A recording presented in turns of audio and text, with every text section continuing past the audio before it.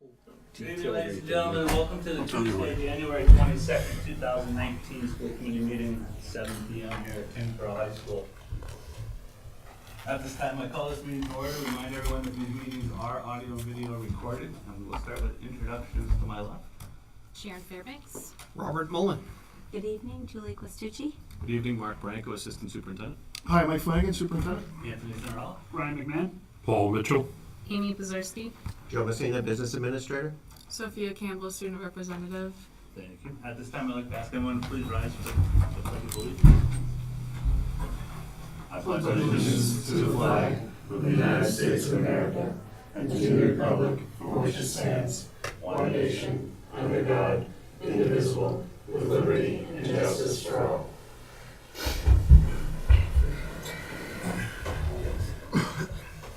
A little later during our meeting, FinCom has joined us, so I'd like to thank you all for that. And, Thank you for inviting us. I'll just take a motion to bring arguments. Sure. Motion by Bill, second by Connor. Any discussion? Seeing none, all in favor? Aye. We're in session. Thank you, and Superintendent Committee for the input. Much Yes, thank you appreciated. for coming. Very much. Could I seek a motion to approve the January 8th School Committee minutes, the January 8th, 2019 executive session minutes, and the January 7th Tri-Board meeting of 2019? Mr. Chairman, there's a modification to those minutes discussed with Sharon. I don't know if we want to hold off on that or. We can hold off on that. Okay. We'll approve them at our next meeting. Thank you. Thank you. Correspondence. Mr. Chair, there are three items tonight to discuss. One is we're just very thankful and like to publicly recognize the owners, Ryan and Christy Guthrie of Lily Mac Farm. They generously made 3 donations to the Tyngsborough Public School System. One donation went directly to the CPAC, one donation went to the elementary school, and one donation went to the Tyngsborough Middle School for mindfulness programs. So they've been supporting the special education and the elementary school for a long time. So just like to publicly thank Ryan and Christy Guthrie. And I know that each individual school and group has already sent a thank you to the Guthries. So we have followed through with them. Very good. Thank you. Thank you to the Guthries. Second update is an update on my goals. There's a January update in your drive regarding specific to my performance on my goals since December. So you have that in your drive. Happy to answer any questions or provide more feedback if anyone wants any clarification about that moving forward. The third piece of correspondence is I did receive an email today from the MSBA. So we officially received the educational profile questionnaire. And basically, as we start talking about what a new middle school will look like, this is a comprehensive survey that comes out to the district. I was in communication with the town administrator, and obviously it's logical that the school side would be responsible for filling out that questionnaire. That needs to be approved by the school building committee once that's established in June. So Dr. Branco, Mr. Paul, and I will begin work on that questionnaire. We'll have a document ready for June or July, whenever the school building committee is actually formed, and we'll look for their approval to submit that to the MSBA. So the ball is rolling on that. Awesome. All right, thank you. Before I open it up to visitors' comments and questions, if there's anyone in our audience this evening, which is nice to see an audience this evening, if there's anyone who has comments or questions in regard to the budget or full-day kindergarten, I would ask that you wait until after the presentation or ballot with the FinCom, and then I'll reopen it up to visitors' comments and questions, and hopefully we can answer a lot of your questions during that presentation, but if not, you're probably welcome to come up and speak on behalf. Share the success. Congratulations to the January Students of the Month, Dalton Lee, Celine Al-Harani, Abby McIsaac, and Andrew Stankiewicz. High school band players Garrett Maley and Kenny Russell were accepted into this year's Northeastern District Senior Music Festival Band. The high school's new DECA Business Club had their first district tournament last week. Tyngsborough students placed well with 2 third-place finishes and a 6th place finish in different categories. Thank you to the Tyngsborough alumni that came in to share college advice and knowledge to the juniors and seniors on Alumni Day. And this weekend, Alexa Nogler, an 8th grader, participated in the launch day of Project 351. Project 351 is a program dedicated to uniting Massachusetts through youth leadership and community service. Over the next few months, Alexa will represent Tyngsborough in a series of leadership development opportunities and service projects. Thank you. If I can go back to visitors' comments and questions, if there's anyone here that's a visitor that has a comment or question that does not have to do with those two items I mentioned, please feel free to come up. See none. Subcommittees? None No tonight. updates at this time. Personnel? We would just like to welcome Ms. Bedard and Mr. Stanley, both long-term substitutes, to cover maternity leaves and for the rest of the year. Unfinished business. So I'm excited to tell you that since the last time we discussed distance learning, as a committee, as a group here, we put together a representative team of faculty members and administrators from all three buildings and central office that's done a lot of hard work through the course of 3 or 4 meetings, as well as working offline, and put together a really nice proposal.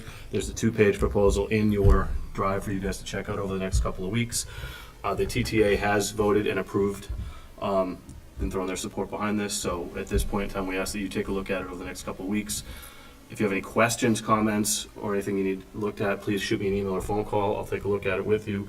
But our hope is that at our next school committee meeting, you guys could take a vote on that, make that happen. And just, again, define what distance learning would be. So distance learning for this coming year will give us 1 day in the bank, so to speak, if we have a snow day or inclement weather day. And on that election day in May, there will be a small window of time where students will be doing appropriate authentic assignments that will take the place of that particular day that gets snowed out or rained out or whatever. So we're excited to move forward. It was a great collaborative effort. So if you have any questions, please feel free to reach out to me. So we won't have as many makeup days going later into June. That's the hope. Yeah. That's the hope. So if we have a snow day coming up, would we have one of the distance learning things, or do we still need to do like the test run in May? Or, I was just reading through this. So the goal is, right now, the last day of school is June 12th. If this distance learning is approved by this committee, on May 14th, Yes. all students will do an assignment remotely from home that will count as a day of school. If we have 0 snow days, our last day of school goes from June 12th to June 11th. If we have 1 snow day, it stays as June 12th. On the second snow day is when we start to accumulate emergency days that are built into the calendar. The goal being that we can move from 1 election day potentially to 2 election days next year, so we can have 2 distance learning days in the bank. We're not calling them blizzard bags. Other communities are. Blizzard bags, we believe, are reactive. We do it after the fact. We're going to thoughtfully plan these ahead of time and be proactive and call them distance learning days, so that we have 2 days in the bank, so that we don't have kids in a 98-degree middle school in June. That's the goal. That's a good goal. I like that. High school's not much cooler. You're gonna be long gone by the time that's. But for everyone else. Harvard is edgy. Yeah, you'll be fine in Cambridge. All right, thank you, Dr. Branco. Moving on to our fiscal year 20 initial budget presentation. Thank you, Mr. Chair. So we have a brief PowerPoint that we're going to go through to kind of lay the foundation for where we are, how we got here, and then we'll jump into our budget books. Those of you in the audience, apologize, we don't have enough budget books printed tonight. This entire book will be online tonight by 9 o'clock. So anything that we talk about will be referenced on the 2 screens, but you'll have access to this tonight later on. So let me pull up the PowerPoint and we will begin. So I guess the first slide, how did we get here? Just so everyone understands, November, December is really when we begin the budget process in the Tyngsborough Public Schools, actually in most school districts throughout the state. So during that time, November, December, our administrative team came together and we talked about what our priorities were moving forward for FY20. We look at programs, we look at curriculum, we look at staffing, we look at new initiatives, we look at current initiatives, and we do a thorough top-to-bottom assessment of where we are, what we have, and what we need. That is all driven by the needs of our students and what programs our kids need and how we can best meet their needs. So we have these conversations, we have very difficult conversations, and we come up with a prioritized list at that time. Our administrators know that our community is not flush with money. We know that we don't have millions and millions of dollars to provide to the school department each and every year. So we look at paring down that list and being as fiscally responsible and conservative as we possibly can, all the while meeting the needs of our kids. At the end of that meeting, it was determined that we had about $280,000 worth of needs moving into next year. Those were our top priorities. Of that $288,000, it was determined that our number one non-negotiable priority for next year was free full-day kindergarten. When we met on January 9th with the school committee, we presented a very high-level 30,000-foot view. We didn't know exactly where all the expenses would shake out. We still don't know where all the revenues will shake out. We won't know that until the governor develops his budget and we see what Chapter 70 is, and we go through that process. But on January 9th, we presented the committee a pretty high-level view, and we asked the school committee 2 weeks ago for some direction. Where do you want us to go? And at that point, after hearing the information about what our top priority was as a district, this committee unanimously said, we want you to present us a level service budget that includes full-day kindergarten. Next slide. So why full-day kindergarten? Mark's going to talk about the research on it. Kerry's here, Erin's here, if we have additional questions. But full-day kindergarten became a priority, and Mark will get into the details of exactly why. But looking at the financial aspect of it, we are in a unique position. We're in a better position than a lot of communities to provide full-day free kindergarten because we have 5.6 of the necessary 6 FTEs in place. We already have 5.6 staff members in our servicing our kindergartners. So we would need to increase one teacher by 0.4 to have enough staffing to run free full-day kindergarten for our kids.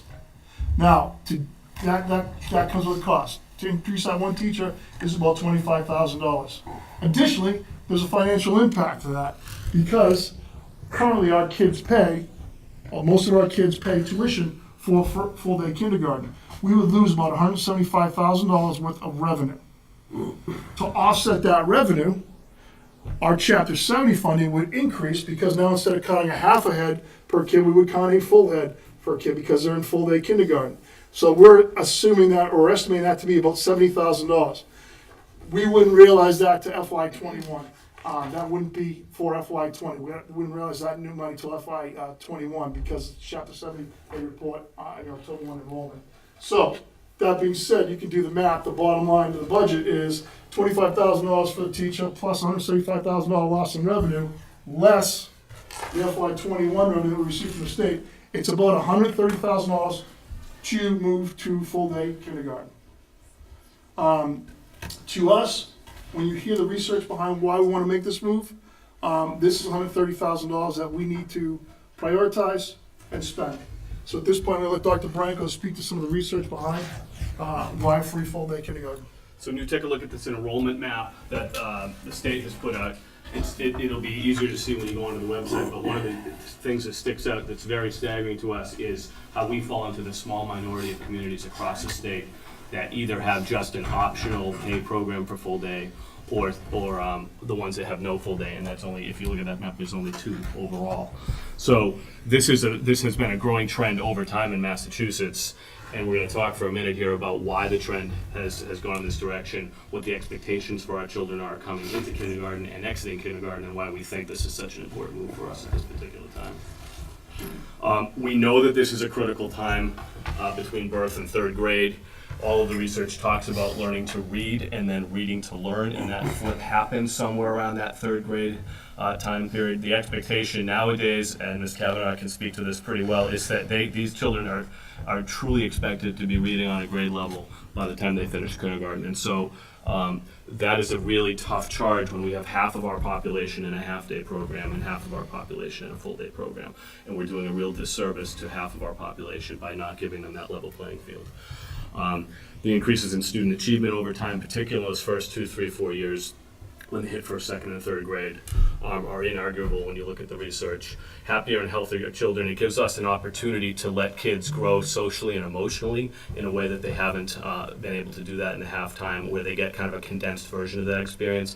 And we do believe it sets them up much better to be ready to hit the ground running for a full day of school in 1st grade, as opposed to their peers who had a half day in kindergarten.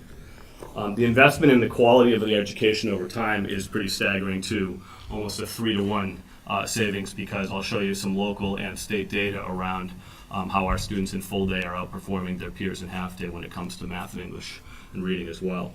So there's a lot of data out there that shows that the financial benefits to doing this over time, because you're not spending money on early intervention and sub-separate programming or specialized programming for our students who wind up a little bit behind their peers because of this split.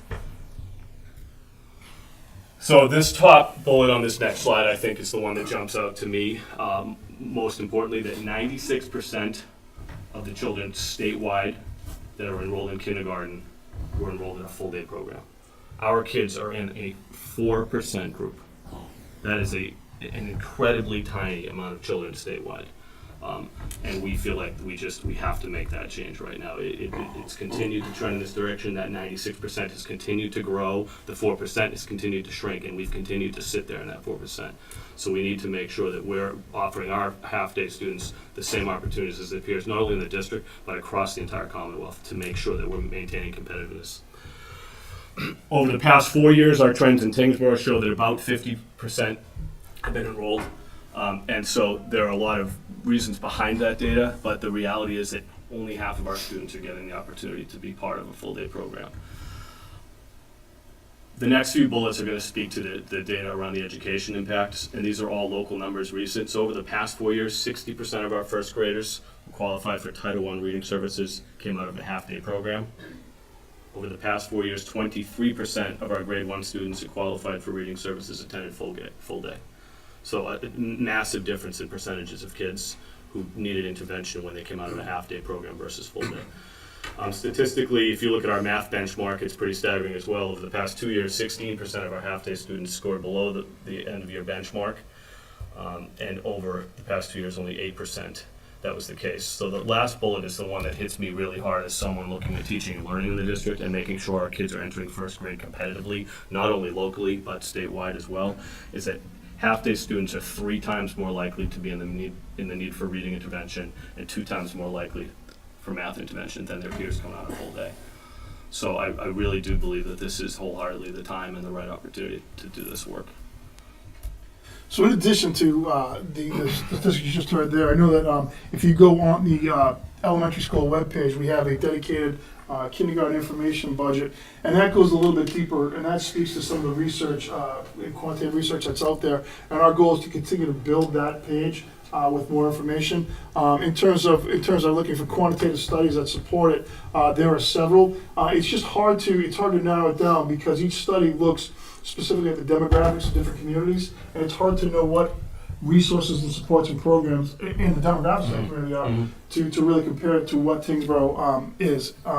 But the fact of the matter is, and I think the big thing I want to go back to is, we say programmatically, minimally it's $130,000 impact.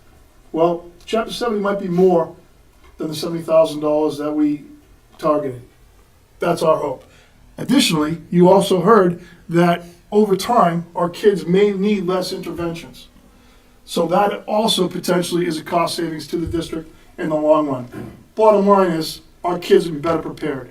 And that's our number one job, and that's our number one goal. So at what we heard at the last meeting unanimously from this committee, and I appreciate it because this committee challenged us to make sure that we did our homework and had the facts and had the resources and had the research, which we have.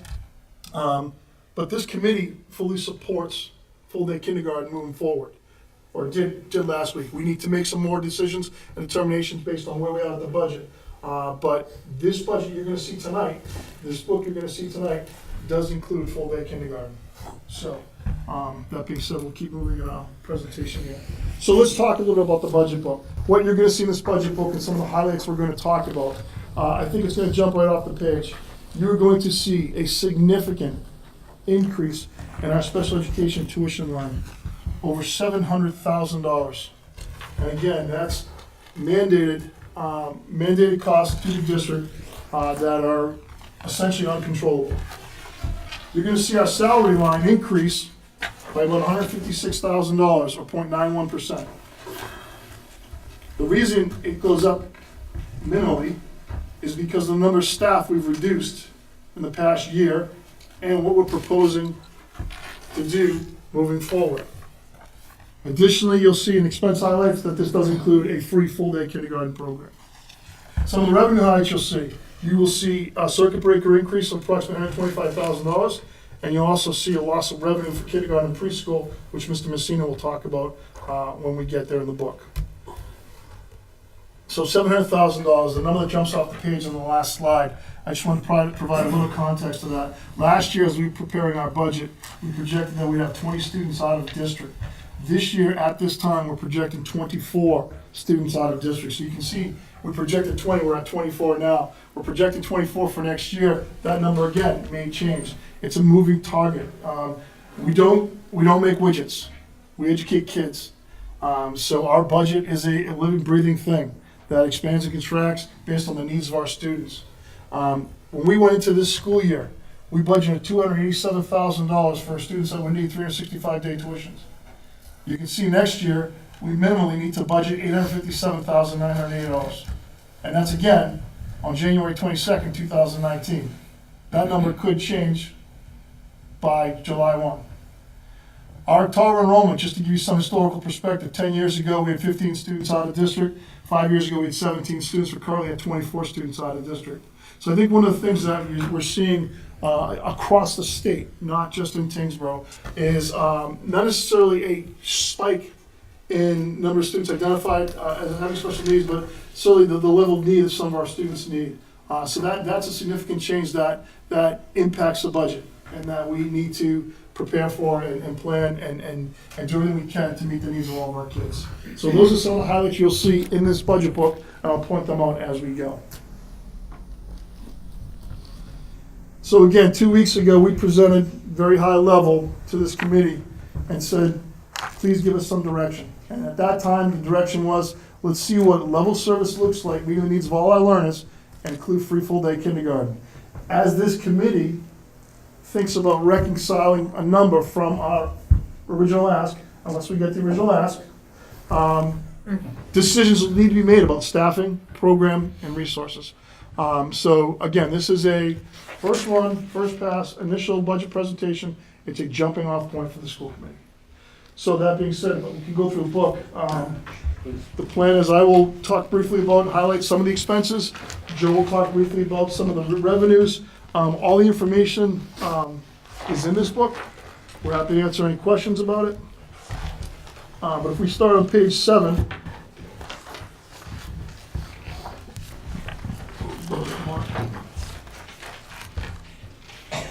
salary recession. So we'll start the biggest one. We'll start the biggest animal in the room. That's salaries and wages.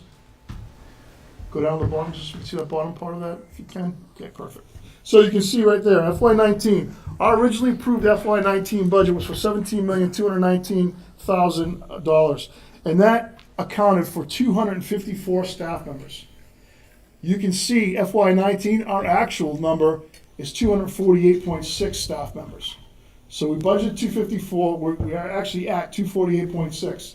And part of the reason it's not at 254 is because as programming needs came up and decisions were made and people were retired, we decided, don't fill that position, let's hold that position. We made decisions so that we could protect our budget against some of the unknown needs of our students. So that's where we are, that's where we are in FY19. You can see our ask for FY20 is $17,376,154. Again, it's a 0.91% increase over our FY19 budget number. If you go to the next page, the line item expenses. These are controlled by departments and by schools. These are paper and school supplies and resources and materials and whatnot. I will bring you down to the special education line, where you can see our FY19 budget of $2,266,000 and our request next year for $2,975,000. What page you on, Mark? Next page. Mr. Superintendent? Yes. If I could ask a question on special ed. Yep. Is that a combination of transportation Yes. and tuition? And I'm curious what the breakdown might be on that. So that's actually a combination of all of the special education costs, out-of-district tuitions, special education, transportation, contracted service when we have outside providers come in and provide services to the students there. There's a few other minimal lines within that budget If you deeper into the book is the list of the special education, sort of the snapshot of all the various lines, and it'll all roll up to that number. Okay, thanks, sir. You're welcome. I think the only other number to draw your attention to, everything else is pretty static on that page. If you go to district-wide, you'll see the numbers reduced by some $80,000. $73,000, Mr. Messina, was part of our utility savings this year. Correct. We We've projected this actually year? entered into 2 new contracts for electricity and for natural gas. So that $73,000 savings is a result of the new rates for our utilities on those lines. So if you go to page 9, you can see our total summary of expenses. Essentially, it's line items and salaries. The few chargebacks and miscellaneous. So our total expenses for the school system is $23,396,000. If we go to the next page 11, we'll start talking about some of the revenues. Thank you. So grants, I should first say that we present a budget that's balanced, expenses and revenues once we get through the town meeting process. Our expense side will budget with our revenue side. The primary revenue source for school operations is the school committee budget, but we have some other revenues that are just highlighted in these sections. Our grant revenue, you can see the list of grants, and for FY20, we use the amounts that we are currently getting for grants. So you can see grant revenue is only down slightly across all of the 5 major grants. Tuitions, thank you. Tuitions, you'll see a large drop there. Again, we're removing the kindergarten revenue from this in anticipation of full-day kindergarten on the expense side. Preschool is also down. After the budget was established and prior to opening the school year, based upon student needs and the addition of sub-separate programming at the elementary school, the preschool options for tuition were reduced, so we have to recognize the additional reduction in preschool tuition. Daycare, again, did not operate this year and will not operate next year, so those revenues are down significantly. For athletics, only projecting an increase in user fees due to the approved inclusion of middle school baseball this year. So we anticipate some increase in user fees for that programming. Other sources. So here's where we get all sorts of fun trying to predict the fluidity of these accounts. Really quick, in terms of Medicaid, you'll see a significant increase in the Medicaid revenue. That is primarily based on the fact that when we've looked at Medicaid receipts over the past 5 years, as opposed to the increases over the past 3 years, at this point in time, I feel more comfortable making a 3-year average of Medicaid rather than a 5-year average.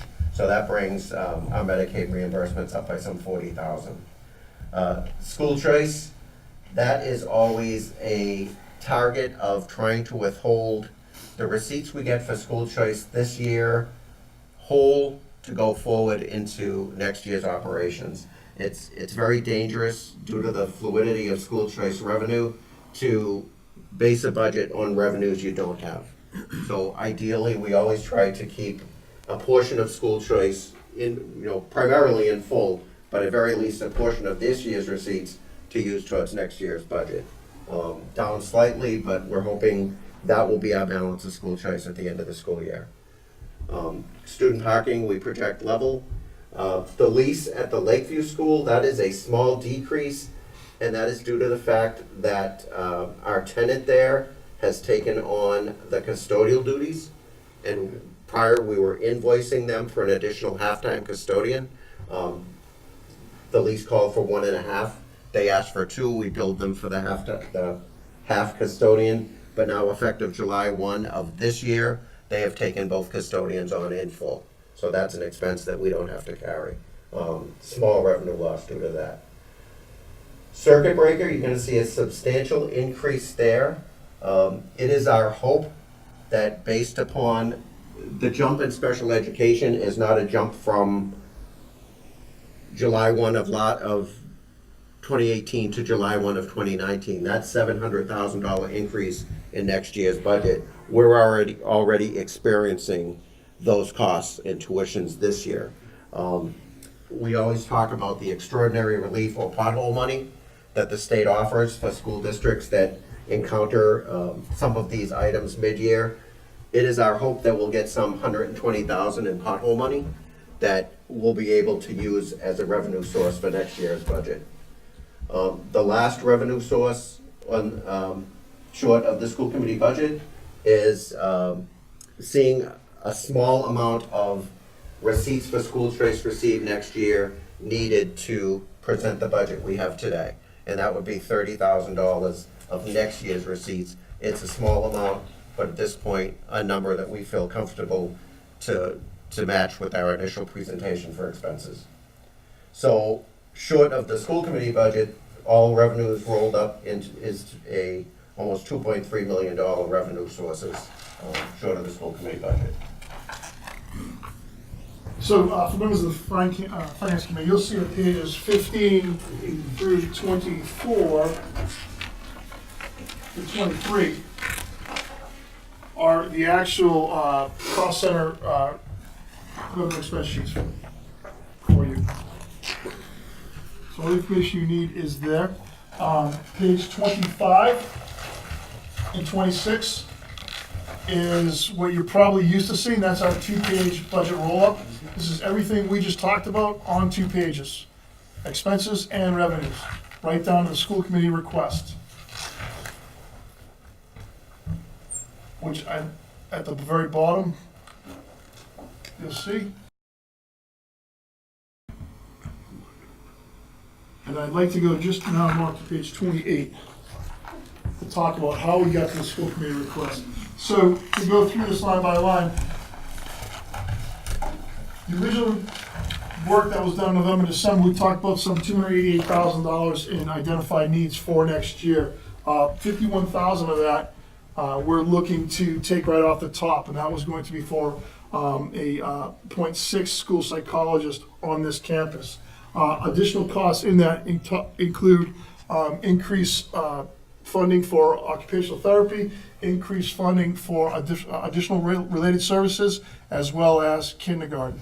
So, and $30,000 increased funding for a reading specialist at the middle school, a position that's already in place that we need to ensure that we have a certified teacher teaching. So that made up the $288,000. Of that $288,000, we're looking at reducing $51,000 of that.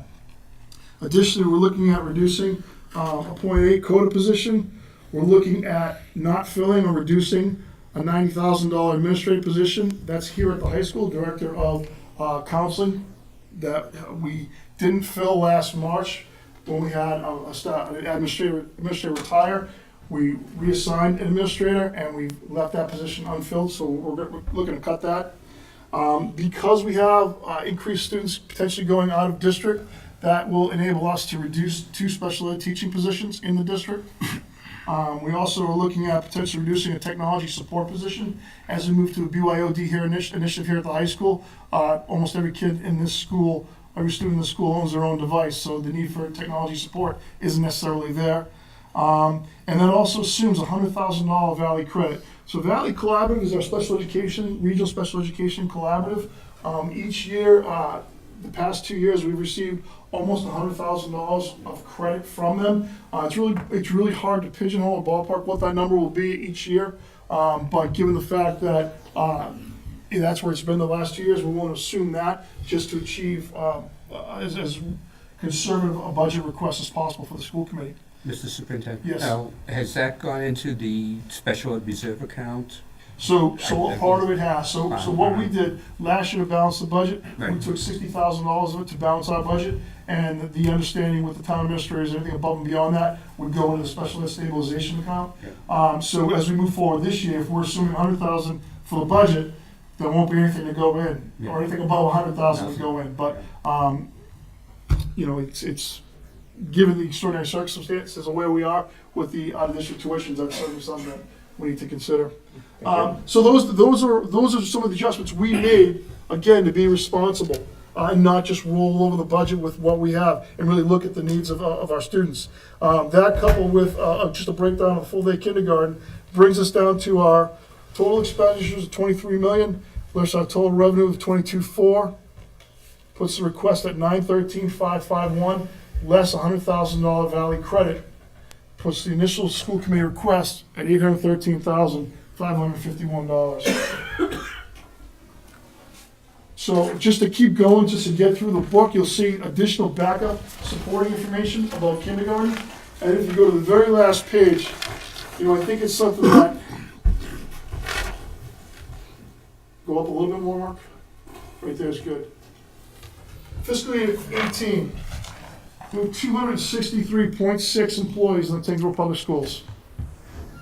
This budget is recommending 245.6 employees. So that's a reduction of 18 employees in 2 years. So I think we've been as fiscally conservative as possible. I think it's a responsible budget. There are uncontrollables that we face that we can't do anything about. But we need to make sure that we are committed to providing each one of our students the very best we can for them. And that's something that we will stand before anyone and say every single day. This is a responsible budget. This committee needs to make some tough decisions moving forward. But our first run, our initial request, $813,551. And this is how we got here. That being said. I'd like to thank Dr. Flanagan, Dr. Franco, and Ms. Seaman for the presentation this evening. I will open it up to Big Tom. If you guys have any comments or questions. Questions before I ask? Go ahead. Okay. I'll let you Do I need to start. push that button, or am I? You're good. You're good. How many students do we have now in a student population? 1650. It's 70. 177. 1677. All right, I saw that we have 50% of Tyngsborough residents that are availing themselves of full-time kindergarten, correct? 50%? 50% of our enrolled kindergartners are in half day, and the other Are in half 50% are day. full day. Yeah. Correct. So where I'm going to is, would you expect, and have you included this in your projections, that you may have more students going to Yes. kindergarten, whether full-time or half-time or whatever? You anticipate more students? Yeah. Okay, percentage of increase, 25% increase in students? I mean, it would I'm depend not sure where you're going. So, Okay, what I'm saying is, Yeah. okay, how many kindergartners do we have now? Terry, what's the total? We have 6 kindergarten classrooms, and I think that's, so let me state this. We have 6 kindergarten classrooms. Not all of them are full day. So if we I increase by understand. 0.4 and they all go to full day, we still have 6 kindergarten classrooms with 6 teachers. I understand that, Dr. Flanagan. How many students do we have in kindergarten? Approximately 120, I don't know the exact number off the top. 120. Well, I'm just asking, Yeah. is how many more kindergartners over and above 120 do we expect will go? I think we'll have a real answer once we go through our kindergarten enrollment, but it's a tough because we don't control all the preschools. Well, our census says we have 104 students potential for next year in kindergarten. You have 104 104 potential kindergartners next year, potential full-time students. based on our census, yes. Oh, well, that's the answer. Now we have 120 Right. enrolled now. Right. So, in fact, it may go down. Good. Yeah. All right, well, That 120 is 50/50, correct? Okay. Full day and part oh, time. that's what I didn't know. 56. I didn't know. Right. I didn't know. And then what he said before too, I did look this up. 262 schools out of 317 in Massachusetts have kindergarten, full day kindergarten. Full day kindergarten. I looked that up too. You gave the percentage 96%, which is a lot. Now my next question is, how many hours a year are half-day kindergartners going to class? 580 hours more The full day goes about 580 hours more than the half day. Well, how many hours do half-day students go to now, right now? 580 less than full day. I'm not trying to be cute. Okay, I'm not trying to be cute either. But state of Massachusetts says a half-day kindergarten has to be 425 hours. And a full day is 850. Okay. So, but are our students, are our half-day students going more than 425 hours a year? Yes. Well, that's all I was asking. So there is some economy in that as well, because now, if they're all going, you got some hours to use there too, and as part of that, right? Because if you're educating half-day students, and they're going more than the minimum requirement in Massachusetts, so how many hours a year will a full-day kindergartner be going in Tyngsborough? So, mass requirement is 900 hours in elementary school for all elementary students. 990 at the middle school and high school level, 900 at the elementary school, so it'll be over 900 hours. It'll be over 900 hours, although the state only requires 850. Well, DESE requires 900 for elementary schools. Okay, that website didn't say that, but okay. Yeah. It said 850. That's 990 for middle school and high schools, Yeah. which we are in compliance with. So it's 990? Yeah. For middle school and high school. We're over 1,000 hours here at the high school and middle school. Okay, no, I just went by the website. Yeah, no, I hear you. Yeah. Yeah, all right. I'm just trying to get that through my head, those things. So there is some economy to do this. Now, our students, we have not had full-day kindergarten. And don't misconstrue this, but Tyngsborough's still been doing very well in all our testing, haven't we? As compared to other schools in the state? So we don't start standardized state testing until third grade. And so the data that's most important to me pre-third grade is what I showed you on that slide earlier, that our kids coming out of half day have a 3 to 1 more likelihood to need early intervention in reading, and 2 to 1 more likelihood to get it in math. What happens right now is we're spending, I dare say, a large amount of personnel time and resources, materials and funding on that gap to get kids as close to benchmark as possible by the time they take the first assessment at third grade. That gap never technically closes by third grade. The research does show that in Tyngsborough we're getting kids there eventually, but not all students and not on the same level playing field. So it's tough to use that state level data because they don't take it until third grade, and only in math and English do they take it every year. In other subject areas, they only take it 3 times before 10th grade. So it appears we're playing catch-up. We're playing catch-up with a large 50% of our All right, population, yes. I'm just trying to understand. Yeah. The other thing I'd ask the school committee, the other thing that I've been concerned with over the years is the athletic fees. Why do we still have these? It seems like we're picking kindergarten and we're still charging athletic fees. Well, I agree with you. So, but I look at this. Middle school, I mean, some of these numbers are just out of balance. 200, 175, 150. I mean, you can't find a reduction of these. It seems like we're picking losers and winners.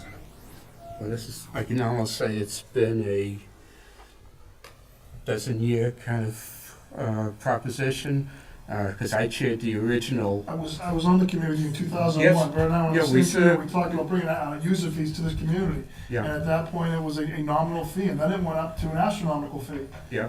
And we've worked hard. This community's worked hard over the past several years to get them so that a high school sport is 300, 200, 100, which is reasonable in this area. It's regionally competitive, but I think there are some committee members who. Mr. Nolan, I've always looked at I these acknowledge fees. that reduction. I acknowledge the reduction, the work you did. I encourage you to look at the middle school numbers, though. Those are kind of weird. 200 for the first, 175 for the second, 150 for the third. It doesn't make it. There's not that many students in the middle school that are participating in athletics, so it doesn't make that much of a difference. It's all the high school money. So I've always been a proponent of, as a school as a business, the business of producing young adults. And what are those services that the school's supposed to provide? And one of the most important ones is transportation, getting the kids here. And we had a transportation fee, and we eliminated that. That was one of the focuses I had when I first came on the committee. And we've done a lot to reduce the fees for sports. If the community wants to do that and is interested in doing that, I'm all in favor of it. But I think that the fees currently are at a place where a kid can work over the summer, and a high school kid can work over the summer and earn enough money to be able to participate and do that. So I think we're in a good spot there. As far as, what we need to do as a system, those are all the different things we need to assess. Is it a full-day kindergarten more important than making sure that all the high school kids can participate in sports? And those are the questions that we have to make a decision on. It's tough decisions, thank you. Yeah. But I had to say it, Yeah, yeah. I had to say what I was feeling, okay? And anyone who's paid those fees as a parent completely agrees with I know, I understand, I know athletics was great for my two boys, and it means a lot more than just playing the sport. Sure. And not just It's the what- athletics, but the it theater ser- program. Serves them well as adults, I gotta tell you. And Makes that's a one of my difference. that's one of my things, is that I believe that we need to spend and make sure that the kids leaving the system are at the best and well prepared as they can be, Thank you. and that's the focus. Now, what the professional educators here are telling us is that by adopting a full-day kindergarten program, these kids will be better prepared to be able to do other things during that 12-year period or 13-year period that they're in the school system. Maybe they can get a better part-time job. Okay. Maybe. But those are the things that, as a committee and as the members here, all have differing opinions, but we have to assess ourselves what we feel is the best for the schools and come to some consensus. I'm not questioning that at all, I hope you understand. Yeah. One other thing I would ask is, Mr. Messina, as a percentage, how much is the increase we're asking for? What's the percentage that $813,551? Asking, Ballpark 4%. how much? Ballpark 4%. 4%? Ballpark. Thank you.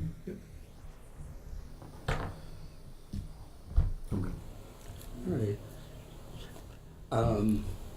One question I have concerns the reduction in staff, because I know this year we saw, we had requests to transfer about $25,000 out of our reserve account into the unemployment compensation. And with any reduction of staff, anything that you foresee in the future or in the coming months that may affect that? Because I think we're looking at what we have left in our reserve for any emergency. If you anticipate any further costs that could be coming from that. I defer to Mr. Messina. So, Bert, that was one of the questions that you did reach out to me during the day today, and we don't have access to the unemployment listing. That's handled at the town offices. I know Angel would tell you that it's a difficult thing to assess based upon somebody on that list might get a job tomorrow, Right. or it might have been a little bit higher based upon the fact that there was the staff reductions that we had last year, that those people may be continuing on the unemployment ranks, that may have necessitated that. I haven't spoken to Angel in regard to what it's going to look like going forward as to the people on there. In terms of this budget, some of the positions that we speak about, there's a vacancy that we're not filling. There's 2 specialized teachers that we would, that we're looking for a reduction. Those type of positions are in high demand in the state. So you don't necessarily have an unemployment cost with a reduction like that, because these are teachers that will most likely be able to go out and have a job going forward into next year. But in terms of anything right now going forward, in terms of any big increase in unemployment, as I mentioned to you today, I wouldn't see anything mid-year that we've done that would. Yeah, I think we're just trying to keep it in the back of our minds, just in case as we get to the end of the year. It was quite significant last year, really significant. It wasn't like $500,000. It was a lot of money. And again, it's a townwide bill, so Yeah. it's not brought down to a department level on any of the departments. So we don't get any real opportunity to understand. view that information. So The significant increase was due to layoffs at schools. Angel made that quite clear. That was the biggest increase. One of the other questions I have, with the state exams, have there been any further changes? Because we've seen over the years, being on the committee and being off, the state will change an exam from one year to next. And I'm just curious if there's anything, that coming down the line from them. I'm assuming social studies is in the pipeline. I believe social studies is coming. It depends who you ask and which direction the wind's blowing up there right now. But it sounds like we could be 2 years away from some kind of a pilot test for social studies. They have not committed to a grade level yet. They've not committed to what the test looks like. The next generation MCAS we're in year 2. They've been solidly planted in.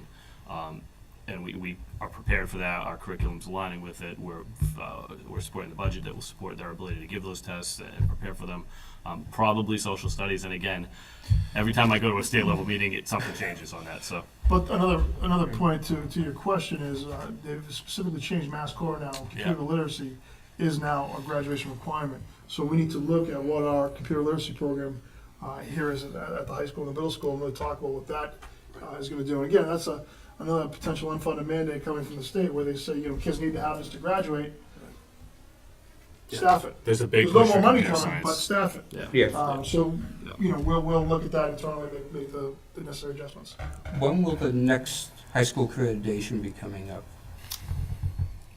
5 years, we're at the halfway point. Thank you, Mr. Logan. We're at the halfway point. That's good. And honestly, they've actually revamped the accreditation process. There was a lot of pushback about it. There's a lot of pushback about the costliness of it.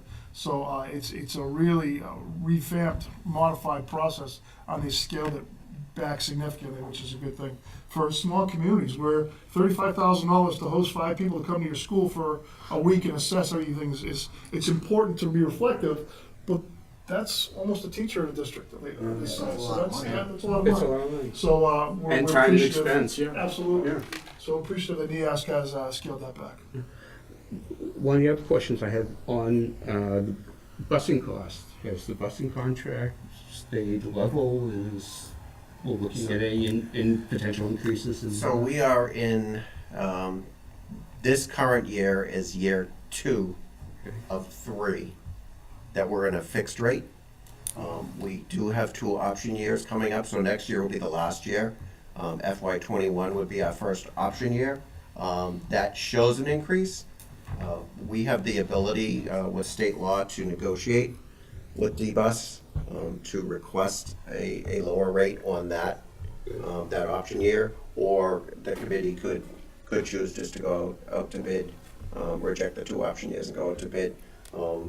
Right now, the cost of a bus is $64,000 for the cost of a bus, and we have 15 buses in the district. And I remember when we were talking at $48,000 a bus. Yeah. Yeah, and we don't talk about collusion when we talk about the bus companies, but you go out to bid, you get one bid.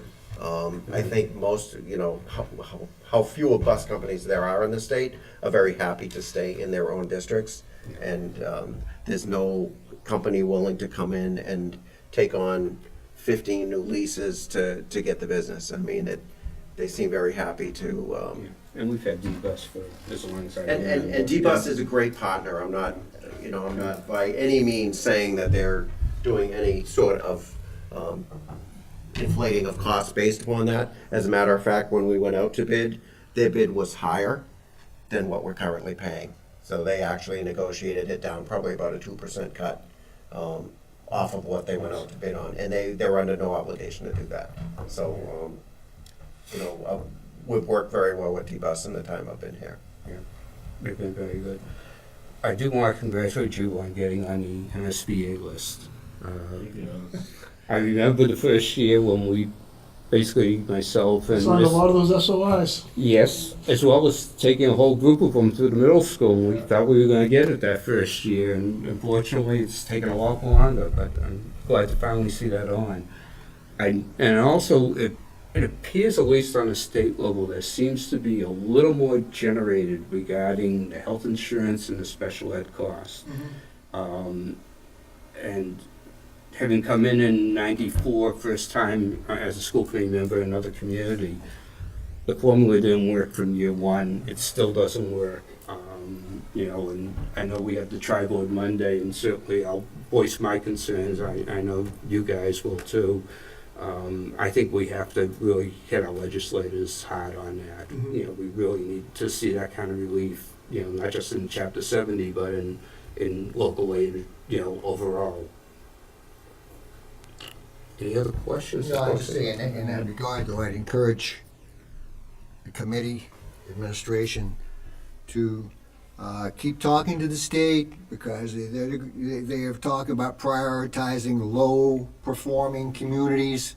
So you really need to keep your voice, keep your voice, keep talking, keep communicating, because there's a lot of discussion about going into lower performing.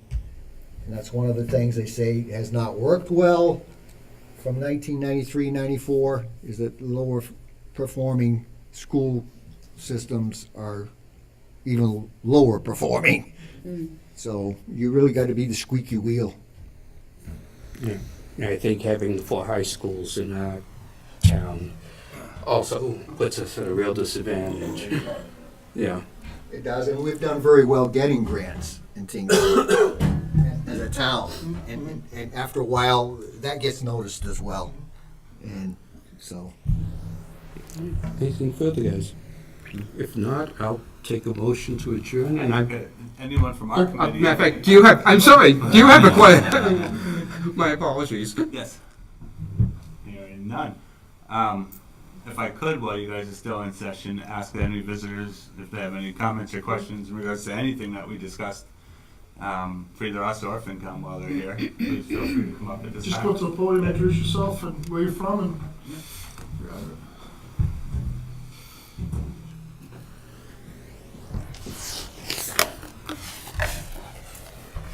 My name is Debbie Wood. I think I speak for the 5 of us. We all have children entering kindergarten this coming year. I also have a daughter who was in kindergarten last year. I think we just, we want to show our support for this initiative.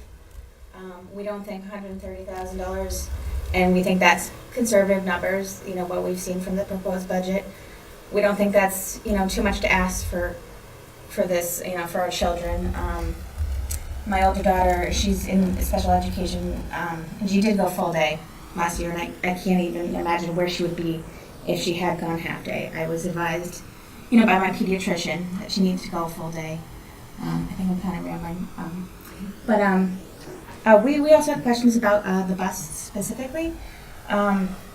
So would children going from half day to full day, does that reduce any of the bus costs because you're not busing children? How does that work? That was actually one of our questions last week as well, and Mr. Messina. So the contract is set up in a way that you actually pay by bus. Okay. The bus is loosely a 3-tier run. Those 4 midday kindergarten buses, although there'll be a very small savings in terms of fuel, they're still part of our 15 bus fleet that goes out and does the morning runs and the afternoon runs. So at this time, we don't anticipate any savings. We feel the bus company will basically tell us, well, you're leasing a bus for the whole day. Doesn't mean we won't ask them. Right. Yeah, We yeah. will ask, you know, we, And also, speaking again about buses, I don't know how many children we have district-wide. I know Drake charges, I think, $200 per year for a bus. Is that something that we've ever considered doing here in Tyngsborough? we did. We just did that, we just got rid of that fee. Oh, okay. How long ago was that? We had a transportation fee for at least 10 years, 2 years ago, I believe. We got rid of Okay, it. so general consensus is we don't want to go back to that. Okay. Okay, I don't know if there was anything else that you had. Just so you know, you can only charge students in grades 6 and up or 7 and Oh, up. okay. So it was an Yeah, I unfair think I tax did on know half the that, student but- population, just, Okay. And then from 10th to 12th grade, they usually drive their own cars or carpool with their friends, so it was a very A negligible- small population okay, of got it. students that would be. Yeah, it wasn't bringing that much money in. Okay, thank you.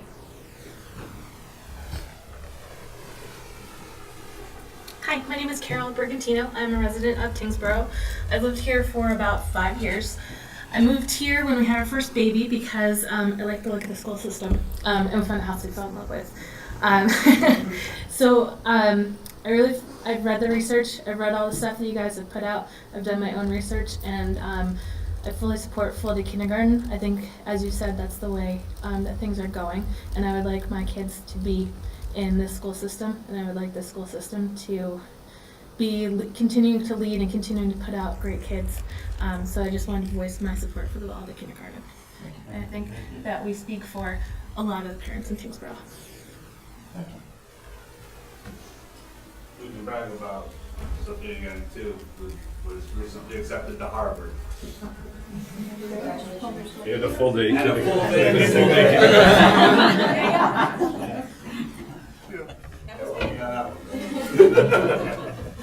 Just one more question I just thought of. It's sort of coming from the point of as people know me, an anti-charter person for many, many years. With Innovation Charter, what would you estimate in terms of special ed costs or transportation costs? Are we getting hit with this? I keep wanting to tell our legislators, I have at times, I think we need to start putting a bill in to have them reimburse the public school districts for those, both of those.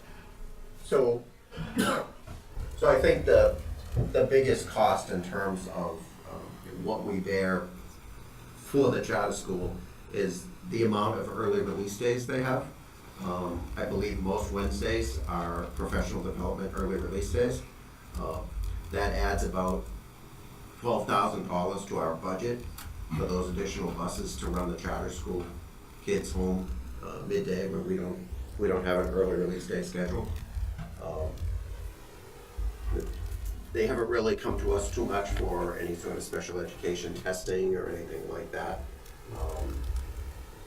If on occasion they have a student that has any need for specialized transportation due to an injury, then similar to our students, it's a cost that we have to bear and a cost that currently we can't pass on to the charter school. Unfortunately. All right. I want to thank you guys for coming this evening. I want to thank you for that. Thanks, apologize. I'm David Marcucci, Tyngsborough resident. I didn't have the packet, so I just wanted to find out on the last page that was reviewed, the changes, the additions and the reductions in FTE for the school system, what the numbers were behind some of those, because there were numbers there. There were like FTE numbers like 0.4, 0.8, 1.0. Is that the correct slide? No. It's very bad. Last page, Mike. All the way to Wrong way. last page. So the numbers represent FTEs. Yeah, I wanted to know what the dollar amounts were associated to those. Did you have those in their detailed deck? Or detailed information? They are. If we could take a look at the FY20 movement numbers. Take a look at the what? FY20 movement numbers, so Yep. the additional, so I think the 0.4 kindergarten was discussed last week, but I can't remember what the numbers were offhand.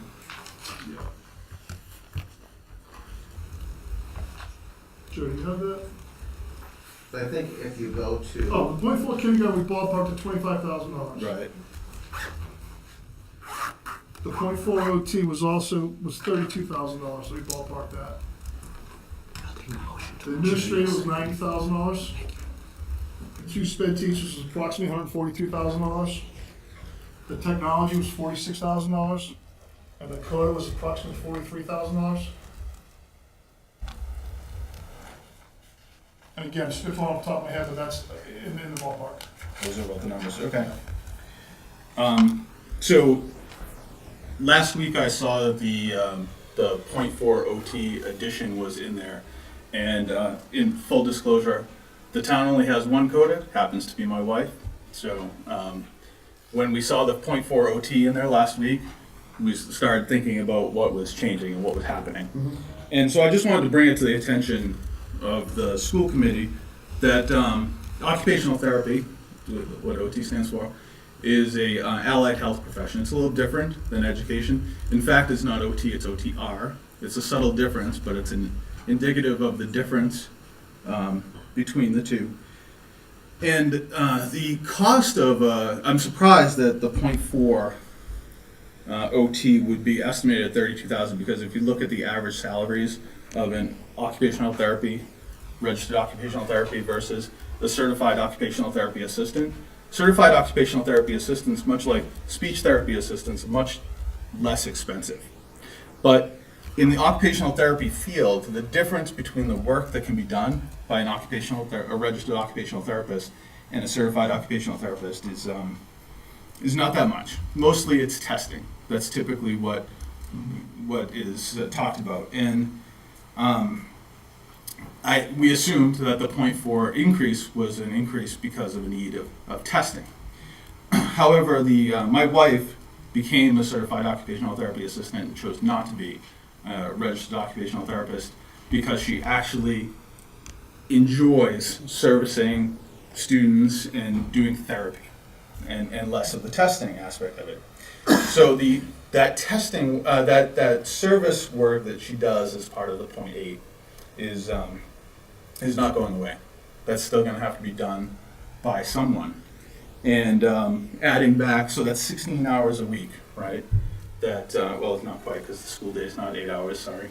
But you get my point, right? That's 2 days a week that of therapy sessions that will need to be covered. She's always been concerned about losing her position because the certified occupational therapy assistant role is not well understood, especially in the educational setting. In hospitals and whatnot, rehab, it's much better understood. But I always said that the school district would be crazy to lose you because what they pay you to do versus what they would have to pay an occupational therapist, registered occupational therapist, would be much worse. So I think that reduction and that change is I actually think that the school should make better use of assistance in the occupational therapy department, but also looking at other departments. I don't know if there's any speech therapy assistants, because I think it would make better business sense. It may actually provide better business value. You may actually be able to squeeze out a few $1,000s more by re-looking at that. But I encourage you to become educated on the difference, on what they can do, so when you're making decisions about that, you can make that in with the understanding of what those roles are. And if it is testing that's driving the addition of that .4 OT, testing leads to therapy, right? In some cases, you're testing so that you can reduce student services, but you're probably going to pick up additional services. And the current occupational therapists, they're seeing students today too. They're not just doing 100% testing. So there's an opportunity here to make better use of a certified occupational therapy assistant to take some of that testing, some of that servicing, and have the current occupational therapist take some of the testing. So I just think that that's one area. Of course, it personally affects me, but one area that I hope you drill into. I appreciate it. Thank you. Thank you. take a motion to adjourn. Motion. Motion made by Connor, second Second. by Bill. All in favor? Aye. Opposed? That carries 3-0. We are adjourned. And again, thank you to the chair, superintendent, and the whole committee. Thank you guys for We've coming got out. any questions, I have a meeting if you have any questions you want to talk Yeah. about. Thank you very much. Thank you. Appreciate it. Everything? You too. Any other comments or questions from our audience?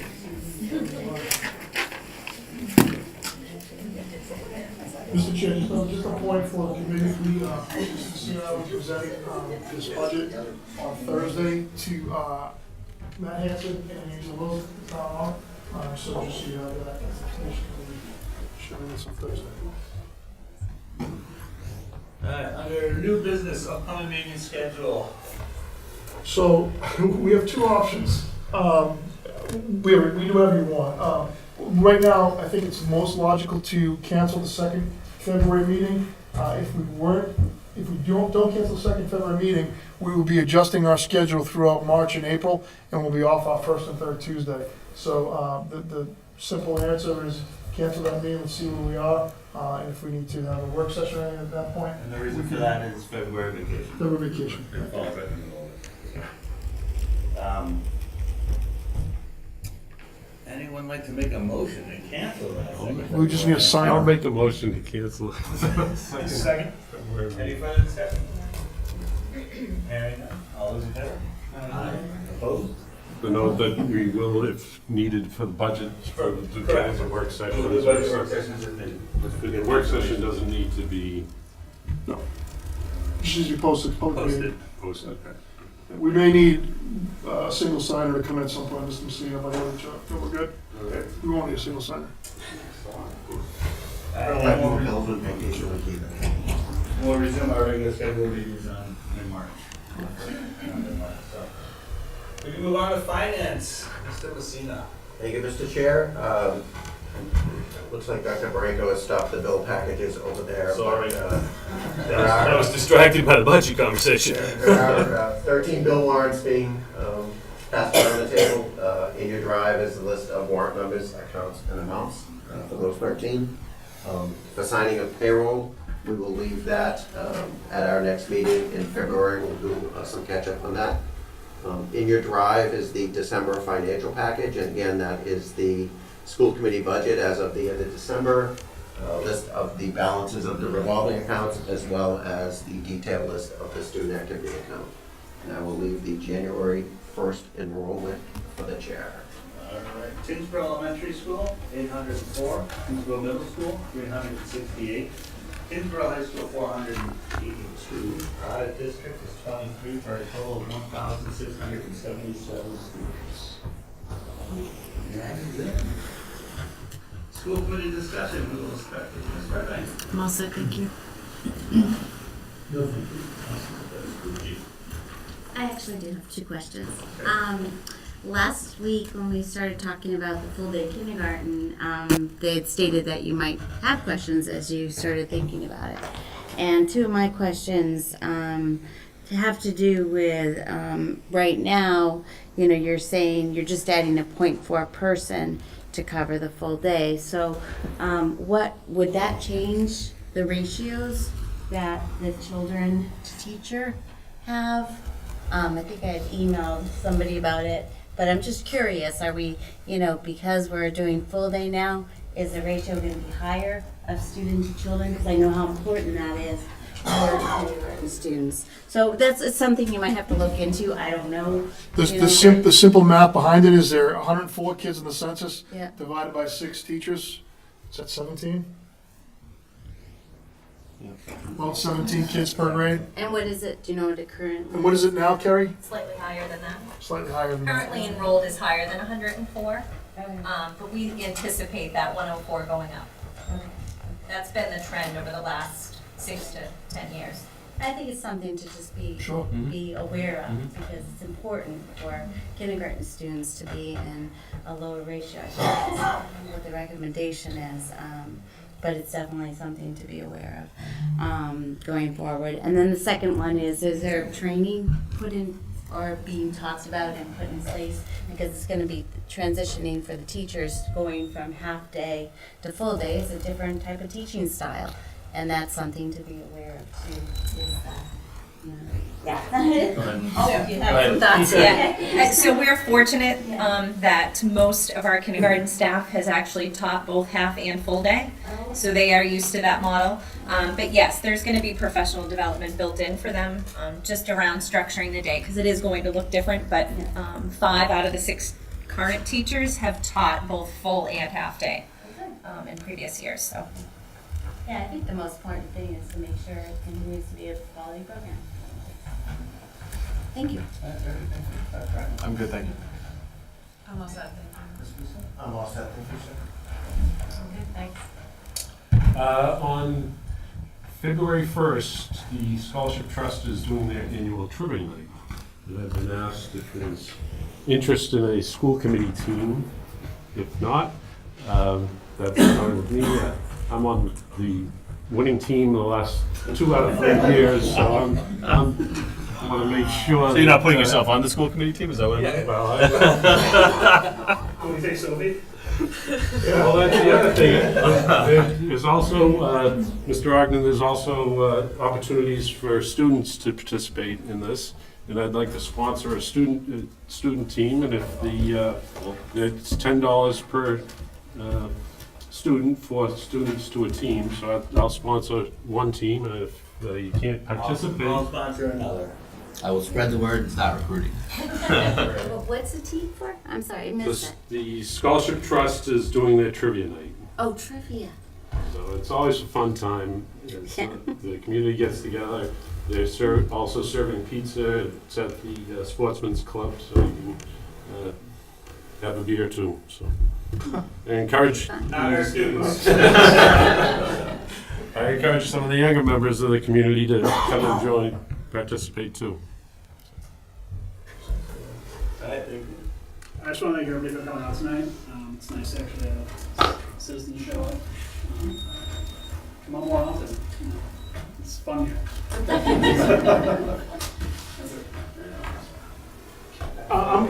Tomorrow I'm going to see the Actory Factory at the elementary school. I got a nice invite from Ms. Pangitopoulos this morning, so I'm looking forward to seeing the Actory. We talked about the high school theater, we talked about the middle school theater. Let's see where it begins. So I'm looking forward to that tomorrow morning. It was awesome. It was awesome? Yeah. Oh, good. Great. Just There's some kids in it? You have some I do. favorite characters here? I'll keep an eye out. All right, well, thank you. Thank you all for coming out this evening. And at this time, I will... I'll make a motion. All those in favor? Aye. Opposed, take care, 600. Thank you and have a good night.